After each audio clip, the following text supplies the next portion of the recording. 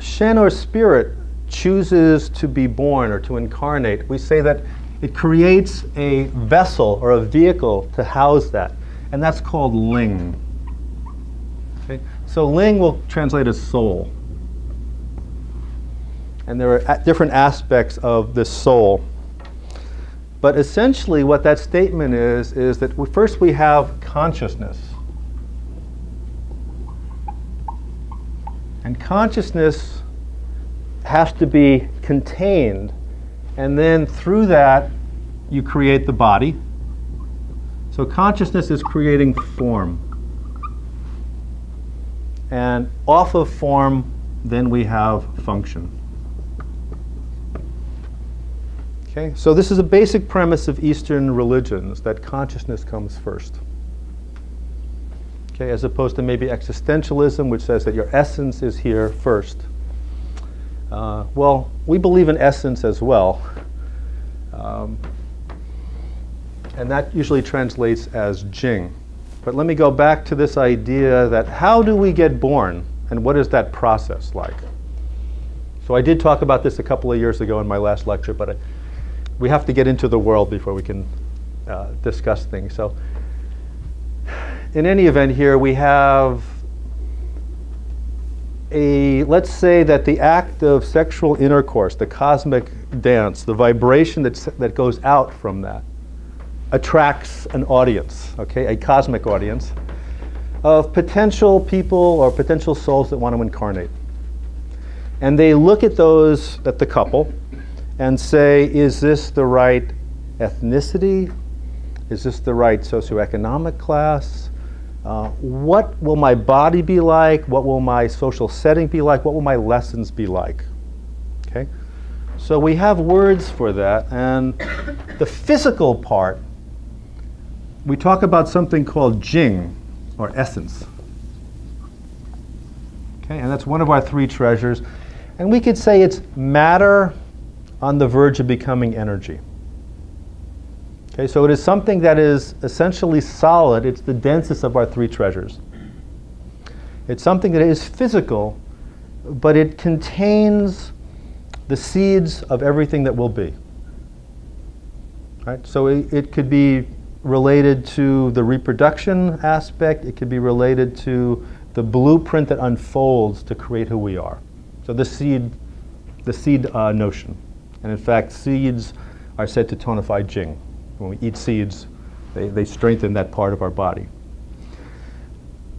But Ming, I've translated as destiny, and Ming implies that there is something in heaven, something in the celestial realm that is our calling, that is our fate, that is our unique expression in this lifetime. So in a very real way, we are trying to discover our Ming. Okay, everyone is born and says, what's my purpose? Why am I here? You know, what's the meaning of life? Those kinds of issues here. So what calls me? What's my purpose here, right? And then we have another aspect. So there is a genetic quality to this, right? And this is essentially fixed. Your Ming or your destiny is fixed here. In other words, the physical expression of who I am, my DNA is not going to change. The expression of that DNA may change over time. But who I am, what I came in with, my givens, that pretty much stays the same. And then you have more or less the yun or the cosmic chi, which is what is the nature of heaven at the time you're born, what is perhaps your astrology as opposed to your genetics, what is in store for the world collectively, what are we all going to experience, you know? And your astrology at the time of conception is said to reflect the way the world is at the time of your birth. So there's about a 10-month delay there, okay? I'm not sure how that works, but this is what I've been taught, okay? And so we're some kind of combination of these things. And when you fool around with this, as in artificially induce, or when you artificial inseminate, or when you do cesarean section, for instance, you're changing things, right? So if your astrology is accurate if you are a natural birth. If you have a cesarean section, so you didn't get the plan when you came out, or you didn't have control over that, then this is not as valid anymore, right?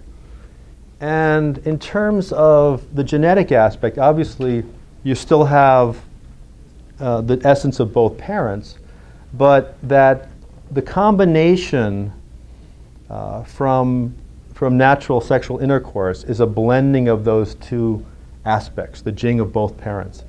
When you artificially inseminate, the offspring tend to look more like one parent or the other. You don't have that same kind of blending, right? So it does affect the expression. The genes are still the same, but the expression of that tends to be different. In any event, we talk about this jing or essence as having the character of the element of water, and the cosmic chi is air, and we refer to that as metal. And that's a little hard to explain, but let me say that in terms of the four elements of the West, metal replaces air in the Chinese version. Right? And we come together and we have 3 trimesters. And that first trimester is about bringing form into the body.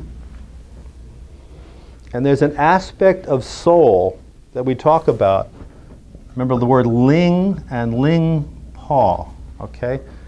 Pa is the soul of the body soul, the corporeal soul, okay? And it has an energy that essentially keeps the body alive. All right, so there is no thought process with that. It's strictly instinctive. In other words, and it's kind of a surface energy. Okay? So we can kind of divide the body into the surface, the interior, and the constitution. Okay? And this part is about the surface and just keeping us alive, right? So again, we create form now, and that form, its sole purpose in the beginning, just to stay alive. Right? Just stay alive. And in this, the first trimester is essentially, is this the right body? Okay? Because the way your body forms based on your parents and the interaction, the social interaction of your parents, is such that you will draw certain lessons to you. Okay? And another way of saying that is that there's a certain karma attached to each particular body. Okay? And also when you choose a family to incarnate with, you're taking on that karma.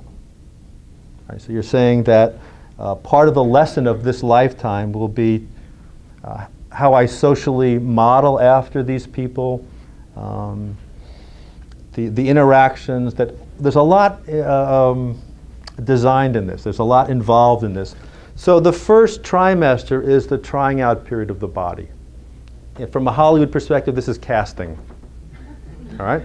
So you cast the right person, right? Then the second trimester, and this, by the way, spontaneous abortions in that first trimester, fairly common, right? And that's either the mother or the child saying, not quite the right fit. Right? Not on a conscious level, right? But on some other kind of level that's being said.